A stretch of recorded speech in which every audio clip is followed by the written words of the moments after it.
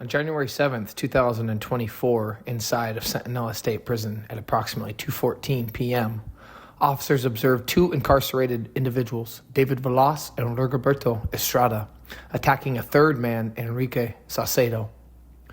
The attack happened on the recreational yard, and although staff immediately responded, issuing verbal orders to stop, over 7 applications of OC pepper spray had to be used to slow down the attack. When the smoke and the dust would settle, Enrique Saucedo would lose his life after Veloz and Estrada's brutal attack. Using homemade weapons, their fists and their feet, the men would stop at nothing to make sure Enrique Saucedo would not be getting up. Did you get that? Yeah, they got it this afternoon. Yeah. Okay, so we can 22 that. Okay, then, 6 p.m., Gang Task Force Briefing Room, Santa Ana Police Department. The other night, we got Detective Richard Hernandez, one of the Lopers, probation violation, and he was telling me that if you've ever seen or met Jesus Sureno, he's back, and he's looking for a little revenge. So. Officers from regular patrol squads have been assigned to this unit for the next 6 months. Friday, they invited OCN to ride along with them. 31-602-10-4. Their objective? To keep gang-related violent crime to a minimum. Out here every night. So what they get from the gang investigators is they know where the gang members are. It's not like we just bringing a guy out and paying him overtime money to work this field. So they are out here, they know right then. Also, the gang members know who's who. The investigators of this unit are its lifeblood, patrolling the streets by day and night. They keep close tabs on gang members, mostly by talking to them. They learn who's in, what color signs mean, and how to read graffiti. The information collected in turn can sometimes help to topple the kingpins. From our experience, if we take the top-notch echelon out of a gang and they're incarcerated or off the street for a period of time, our gang activity tends to decrease. The unit was activated in mid-March, and although violent crimes during this period have increased since last year, officers in the force say they can make a difference during the summer season. We want to stop it before we get into summertime, the heat. People come out of their houses, there's a lot more potential, the days are longer, and summertime is always conducive to criminal activity. 9:45 p.m.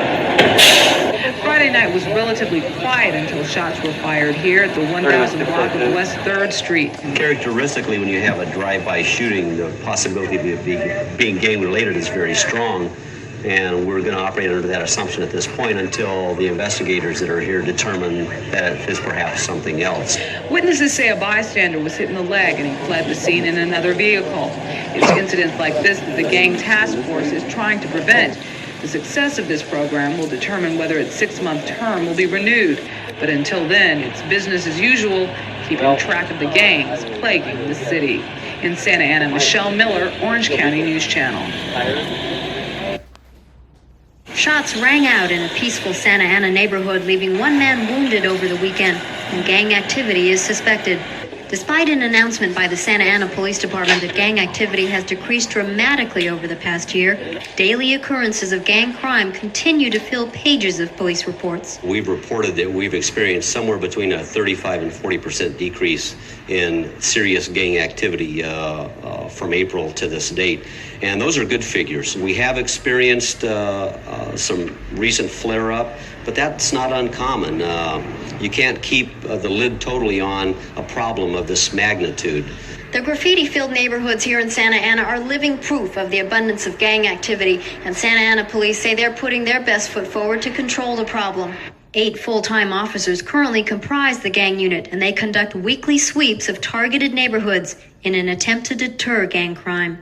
We think that our suppression effort is working so well that we're going to be able to maintain a lid for the most part. Again, there's no way that you can anticipate the isolated incidents when you're in a city as large as Santa Ana, and we have our resources throughout the city. You can't be every place all the time. Police say that gang crime is especially hard to control because of the lack of cooperation of witnesses and participants. Instead of getting cooperation, a lot of times what we get is information that is so erroneous that we then have to work at trying to unfound that to get at the real hard evidence, the stuff that we need to prosecute somebody sufficiently in the judicial system. And it's very difficult. Police hope the current suppression efforts are enough to keep Santa Ana gangs from growing into the monumental type of gang problem that plagues Los Angeles. Reporting from Santa Ana, Tricia Takasugi, Orange County News Channel. 6 suspected gang members, 2 at this location on Sycamore Street. An assortment of weapons ranging from clubs and bats to handguns and a semi-automatic rifle, and a bike, which may have started it all. Mr. Perez's son's bicycle was forcibly stolen from him. And apparently later that afternoon or that evening, Mr. Perez was told about it, and he went into the area trying to find his son's bicycle. Anaheim police served the search warrant Tuesday morning looking for the people who beat Jose Perez last week. Police say Jose Perez came to this part of the barrio in hopes of retrieving his son's bicycle. It was here at the block of 300 North Olive Street that he was confronted, severely beaten, and then left in the middle of the street until paramedics came to his rescue. Police suspect the Anaheim Travelers City Gang is responsible, and they want to make sure that this type of random attack doesn't happen again. Yes, there is a lot of concern on our part because here was a totally innocent person that was just a victim of an unprovoked attack. And so, yes, it bothers all of us. Well, the next step in this particular case today is we are going to go through all the evidence that was seized under the search warrants and the probation searches that were done at the 7 different locations today. We'll analyze that evidence and we will try to put any of the evidence that's available into our criminal case that we'll be submitting to the district attorney's office for filing of criminal charges and future court prosecution. Police want to arrest several other suspects. In the meantime, Jose Perez is at a local hospital recovering from his injuries. In Anaheim, Michelle Miller, Orange County News Channel. Currently being considered by the school board would prohibit students from wearing Los Angeles Raiders and Kings jackets, also red and blue tennis shoes.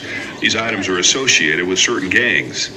Right now, one of the provisions in our code, or the proposed dress code, would be that any clothing or grooming or other kinds of attire that the county probation department or the Tustin Police Department indicate that gangs are utilizing, those would not be permitted in our schools.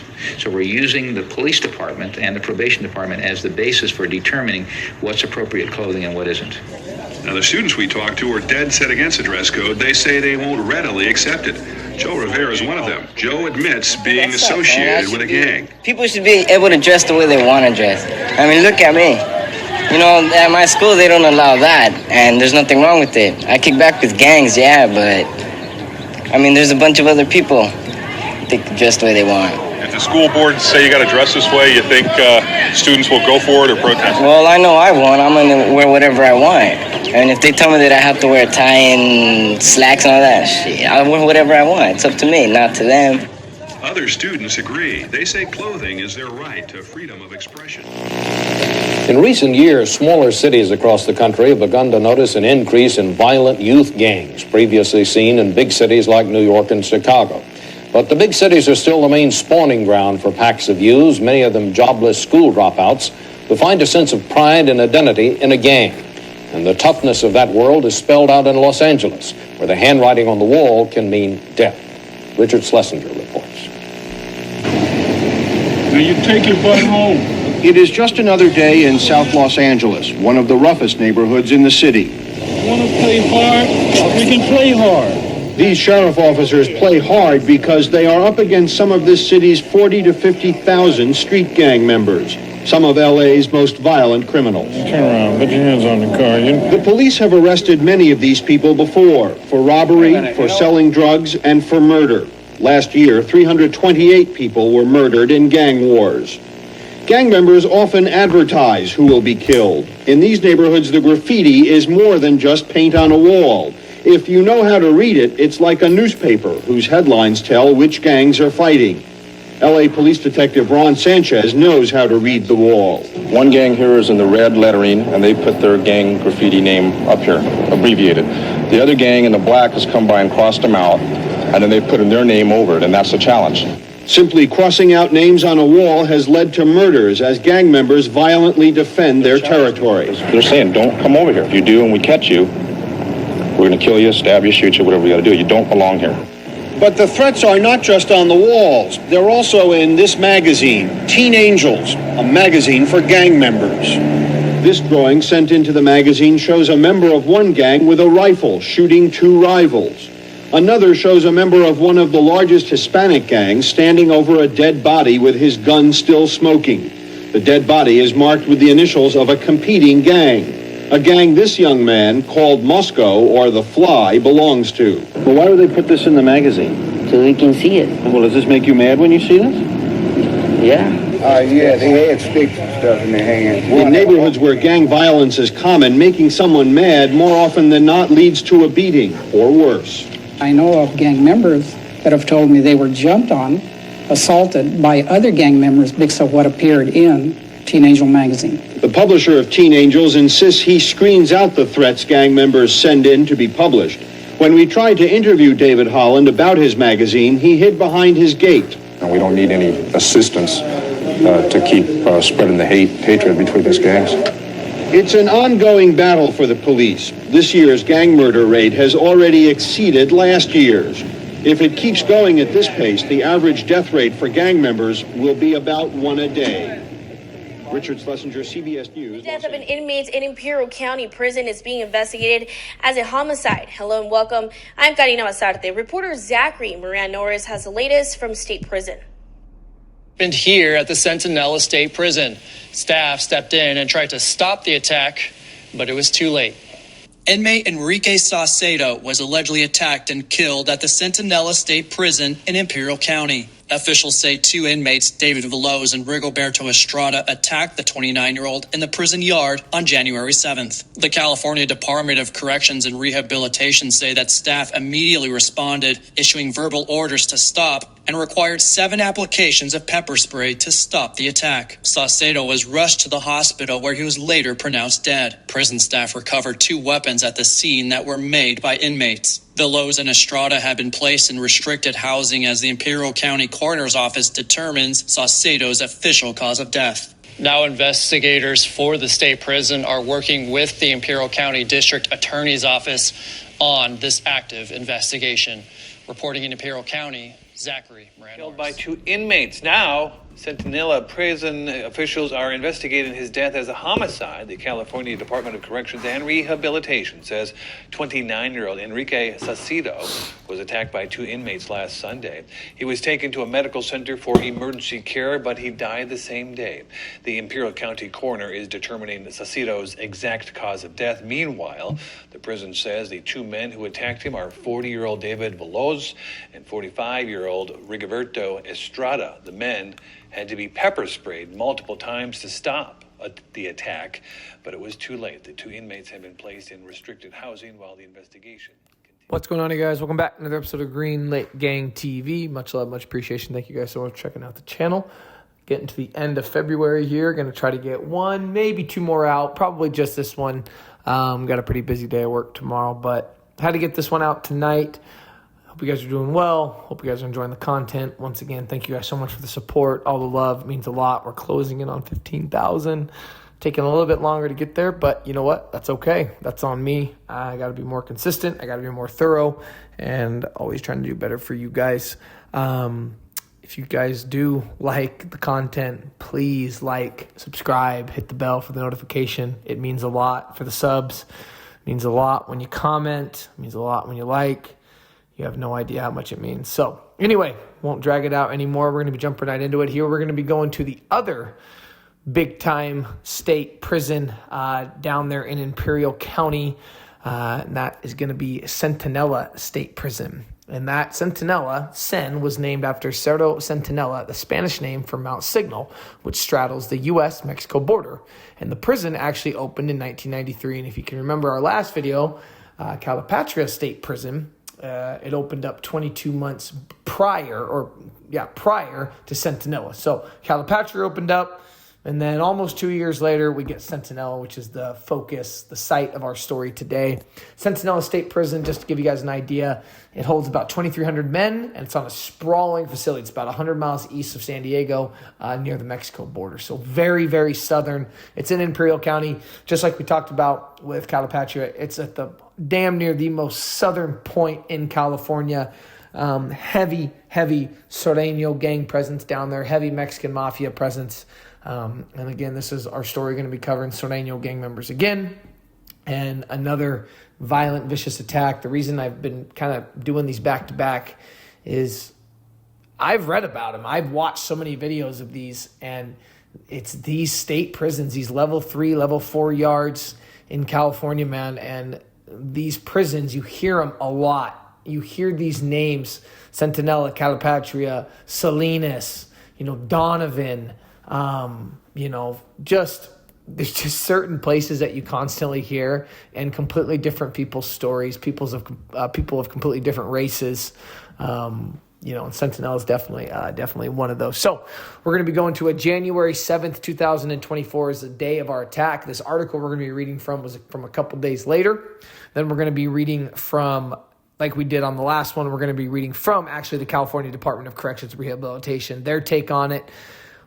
But we're going to be doing something a little bit different because, guys, for this one, I feel like I always do a lot of research. I've been getting better at my research to try to be more thorough, like we just talked about, for better quality videos. But I really had to dig on this one because I just needed more information to make this video more complete. I need more information. That took me a lot of time, and we're going to be getting the specifics of that in a minute. But we're going to start with kind of the rough outline, and then we're going to go ahead and color this baby in. So this article is from January 12th of 2024, Imperial County, California.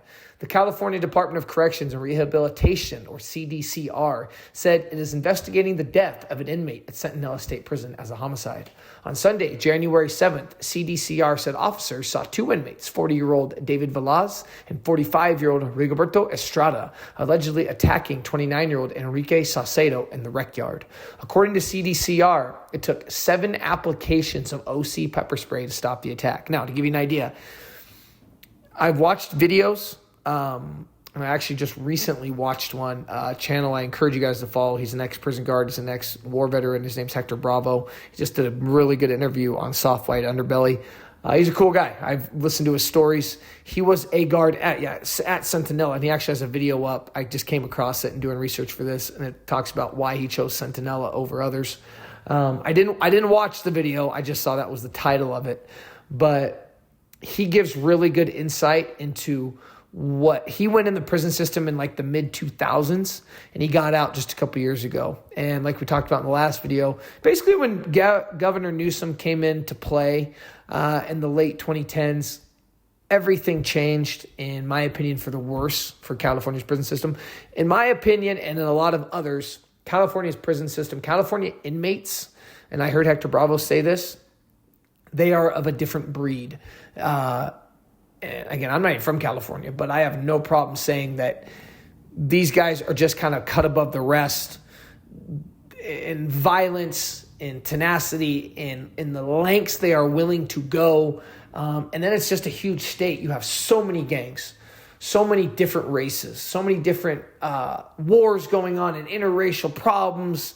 And then interracial problems is one thing. Then you've got actual race problems between whites and Hispanics and blacks and Hispanics. It's crazy. It's crazy. And it seems like California is at the epicenter of that. Texas, there's other places that have these issues, but California, man, is the spot for, I feel like, a good prison story. California is definitely a go-to. There's definitely a plethora of them. But what Hector Bravo I heard talk about was when he went in, there was a sense, and we'll talk about how this relates to this pepper spray. There was a sense of they do something wrong, there's a consequence for it, right? And he said by the time he got out, they had completely got rid of that. They adopted this policy, and we talked about in the last video, from Norway, where it was more about, no, we need to befriend the inmates. So the most problem inmates, the highest problem inmates, the one that stabs their cellmates or stabs the guards or cause race riots, We need to figure out what we can do for them to better them. And it's honestly a joke. If you don't know what I'm talking about, just look it up. California adopted a policy that the country of Norway does, which a lot of people look at as like this woke, forward-thinking way to help the prison population, because the United States does house the most prison inmates. We have the highest prison population in the world. And, Governor Newsom came in thinking, all right, we're going to do it.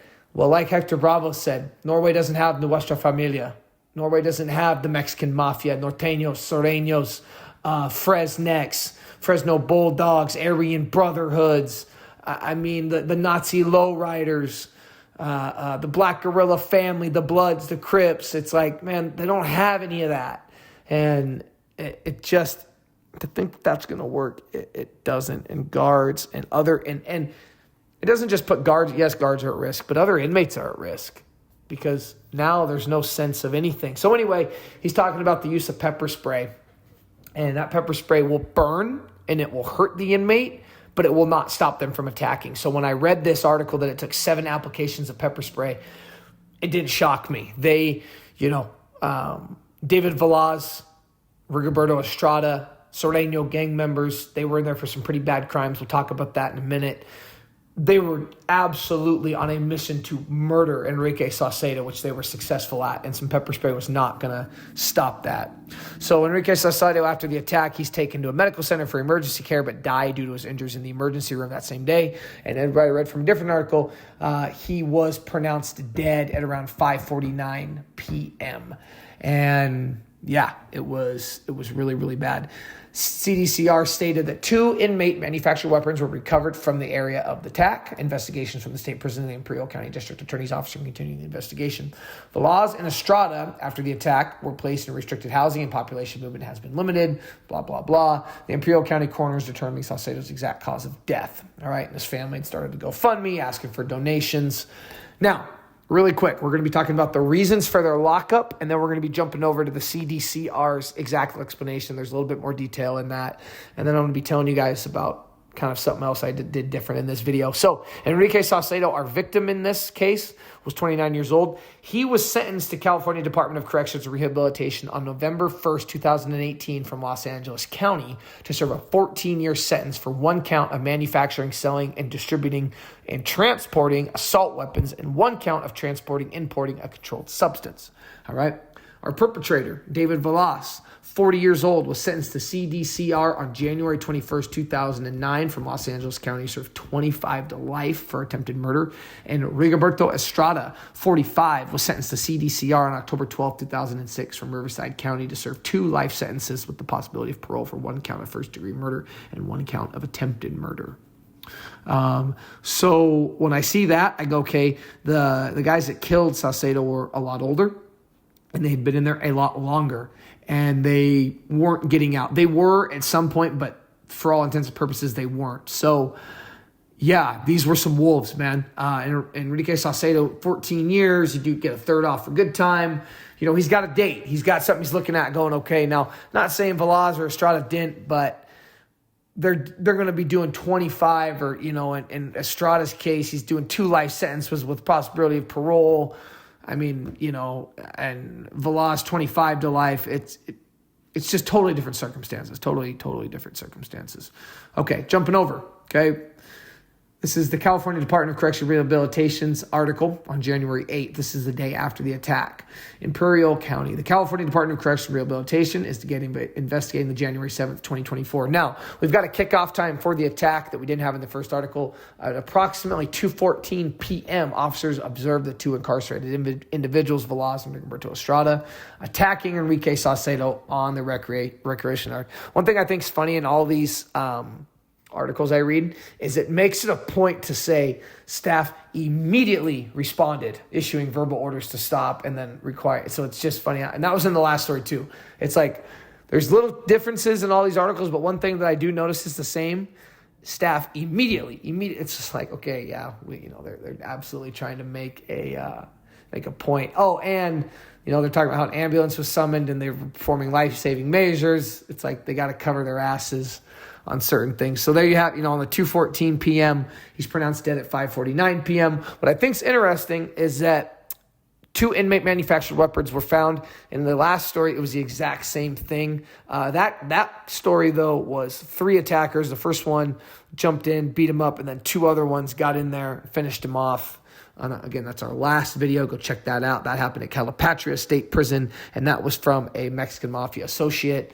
Please go watch that video. It's really, really good. It's doing well on the channel right now. And it just went in to talk about Saucedo, what he was sentenced for. The other 2 were sentenced for.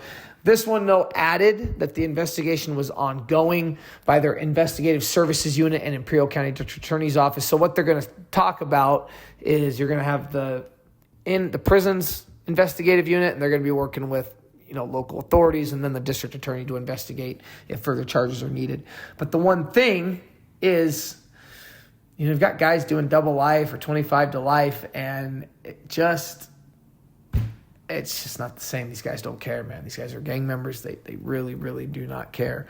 Okay, so what I did, I was trying to get more information. I dug through, and it actually took some serious digging, but I found the appeals of both of our perpetrators. Okay, and their stories for how they got to prison are very, very interesting. Very, very interesting. The first one we're going to be reading about is David Veloz Herrera.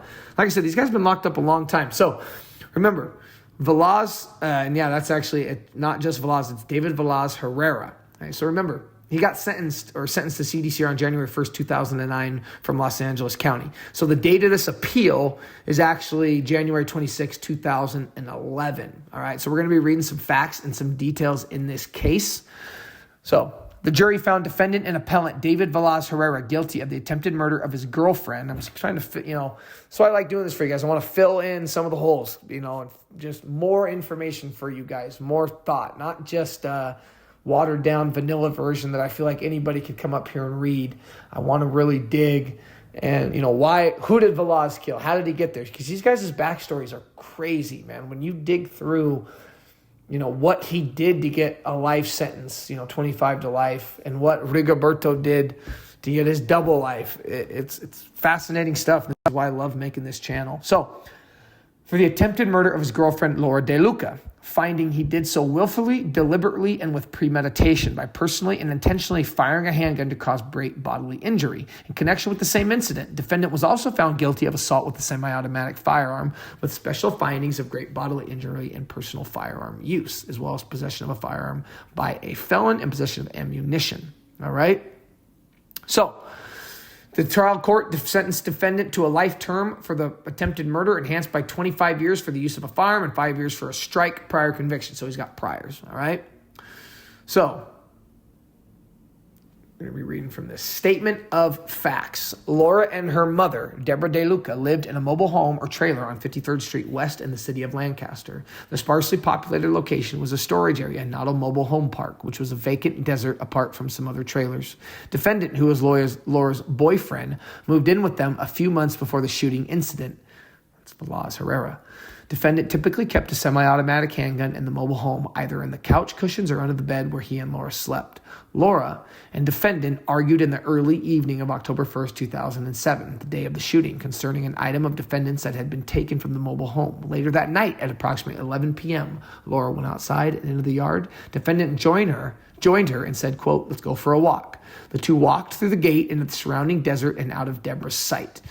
Deborah returned alone 5 to 10 minutes later, or defendant returned alone 5 to 10 minutes later, asked if Deborah had seen Laura, and went to the bedroom he shared with Laura. Deborah could hear him moving his blankets and trash bags in which he kept his belongings. Some 10 to 15 minutes after defendant and Laura had gone into the desert, Deborah went to look for her daughter. It's insane. She heard sirens and saw emergency lights as an ambulance and patrol cars drove toward the area. As she went back to the trailer, an acquaintance of the defendant, whom she knew as Sleepy, approached. So these are all right there. They're gang members. Sleepy ran to defendant in Laura's room, where he tried to get something from under the mattress and looked through some trash bags on the bed before borrowing a cell phone to call for a, quote, ride out of there. When Laura did not return, Deborah called her other daughter, Lupe, and learned that Laura was in the hospital. Laura was in a semi-coma, but regained consciousness in a week and was discharged a week or two after that. When Deputy Anselmo Gonzalez of the L.A. County Sheriff's Department responded to the scene, defendant flagged him down, entered the patrol car, and directed the deputy to Laura, who was lying in the desert. She was suffering from 14 gunshot wounds and multiple fractures to her legs and knee, all caused by impacts from 9mm bullets. Laura told Deputy Gonzalez that she had been looking for firewood, but she, quote, didn't remember anything and she didn't see anything. So right there, she's covering for her boyfriend. And this is what you see with gang life and girls that are down, girls that are loyal, man. They're about it. Even if their boyfriend shoots them 14 times, that's insane. Defendant was initially placed into Deputy Royston's patrol car at the scene. However, defendant was moved to another patrol car to be taken back to the sheriff's substation. Immediately after defendant was removed from his car, Deputy Royston checked the back seat and noticed a plastic bag containing 0.88 grams of rock cocaine on the floorboard. It had not been there when the deputy checked at the beginning of a shift, and defendant was the only person that was in that seat. Deputy Michael Fredericks took defendant out of Deputy Royston's patrol car and searched him. A bandana tied to defendant's belt and tucked into his pants pocket contained live 9mm bullets made by the same manufacturer as the shell casings found at the shooting scene. That's crazy, right? Now, check this out. So on October 8th, 2008, detectives Kimberly Schill and Kevin Terrell interview Laura in the intensive care facility of the Antelope Valley Hospital just after the nurse removed her ventilation tube. So they're waiting. So the cops are like, all right, we got to talk to her. She chose defendant's photograph from a photographic lineup as the person who shot her. She also described the location and the circumstances of the shooting. The interview was videotaped and played to the jury at trial. Laura explained that when defendant took her for the walk on the night of the shooting, he angrily accused her of having stolen, quote, acid tablets from him. He took me to the desert and shot me. When asked why, she explained that she had taken the drugs from him. Laura knew that defendant possessed the 9mm handgun, but she didn't think that he took it on the walk with them. But then he pulled the gun out and shot me and asked, quote, why I did it. Now check this out. This is what you see in really abusive relationships. It's very emotional. It's very manipulative. It's actually just insanity. And this is what you see here. So after the shooting, he screamed at her, said, quote, I love you. Defendant then calls 911 on his cell phone and laid down with her. At the interview's close, she identified defendant's photograph as the person who shot her. There was no one else around at the time of the shooting. The jurors also heard Laura's testimony from the preliminary hearing in which she identified defendant as her boyfriend who was living with her and her mother at the time of the shooting. She and defendant had an argument. They were for a walk outside. That's when she shot.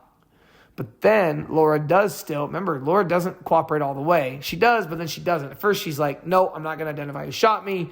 She screamed for her mother. After being shot, defendant was lying down, calling an ambulance for her. No one else was present. On cross-examination, check this out. Laura testified, so she tries to recant. So basically, he shoots her. He yells at her, I love you. He lays down. He calls 911 after he realizes, oh, crap, I shot her 14 times. Yeah, I might go to prison for this for the rest of my life. Calls 911. Then at some point, he gets up, goes to the house, and asks Mom, hey, have you seen Laura? Knowing damn well what he just did. Mom waits about 10 minutes, goes outside by them because our boy called the cops already, okay? Thank God he did that. David could call the cops. They arrive, and daughter's damn near dead.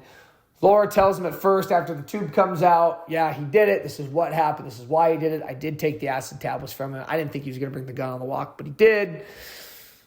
And anyway, then she tries to recant, but it's too little too late. And David Veloz ends up getting convicted 100%. So I just thought that was fascinating. I just wanted to read that to you guys. So that's how David Veloz got behind bars for as far as he did. Now, Rigoberto Estrada, man, this guy's took me forever to find.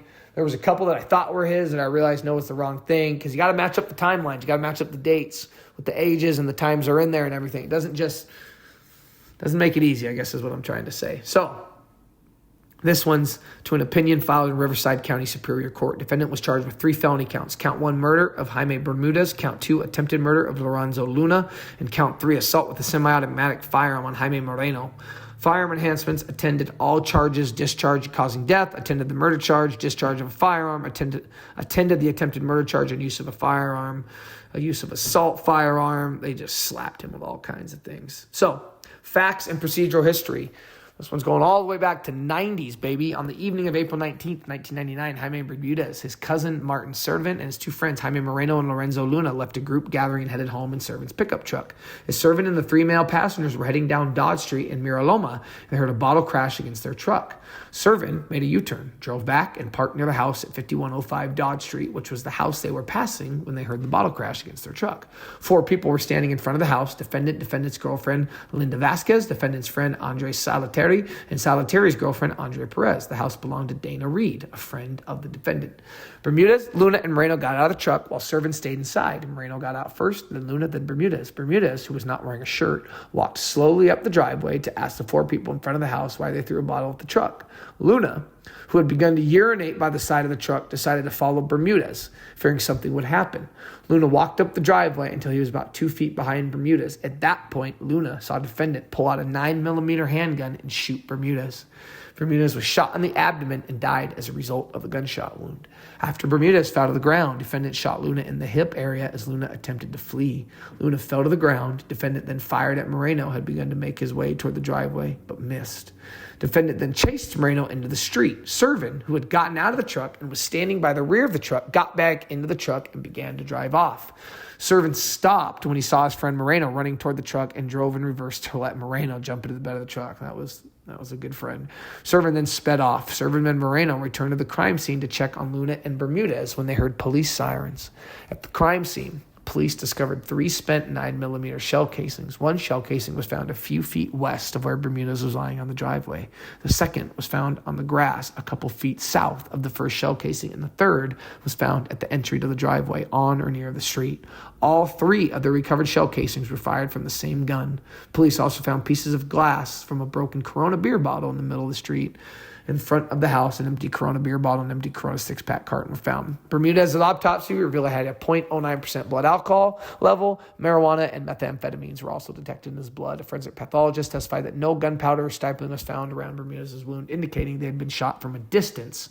Because if it's up close and you pull the gun, you pull the trigger, there's going to be powder around the wound, right? Because like you stick the barrel to you. But from a distance, which is where Estrada shot from, right?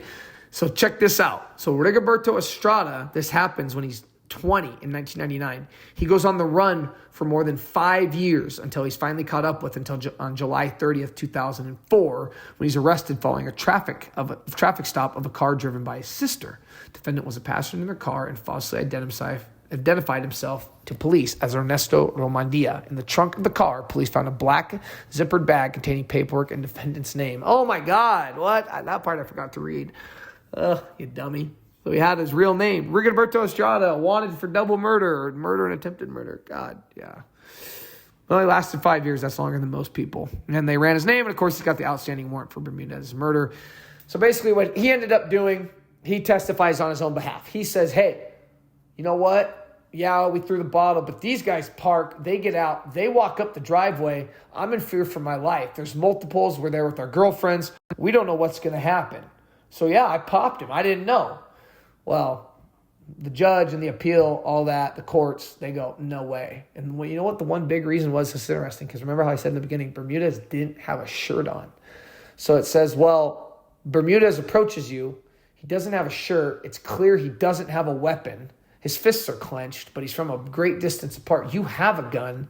So instead of attempting to scare him or yell at him or tell him to get off, you just shoot him. And then you shoot you shoot another one, and then you're shooting at Moreno, but you missed. You don't get to do that.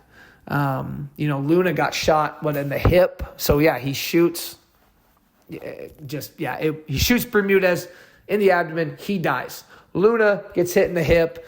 Moreno he shoots at, but he misses. He chases after Moreno. Moreno's booking it. Servant's driving the truck. Thank God he's a good friend. He looks back and goes, oh, crap. Backs up enough for Moreno to jump in. They take off till they hear cop sirens and they know it's safe. They double back to check on their friends. But anyway, Rigoberto Estrada's appeal was denied for everything. And it's just, I think it's really interesting when you read this because it's like, if he was telling you the story, you could go, yeah, man, that is messed up. You threw a bottle, that's not good. But, they rolled up on you. You had a right to defend yourself. But then when you really break down the facts, it's like, Yeah, man, he killed that guy in cold blood, and then he tried to kill 2 others. So no, you gotta get these charges. Anyway, much love, guys. Much appreciation. Hope you guys enjoyed it. Tell me what you think of this style. Tell me what you think of this format. Trying to do more info. Trying to dig deep. Give you guys more information. You already know what it is. Till next time. Peace.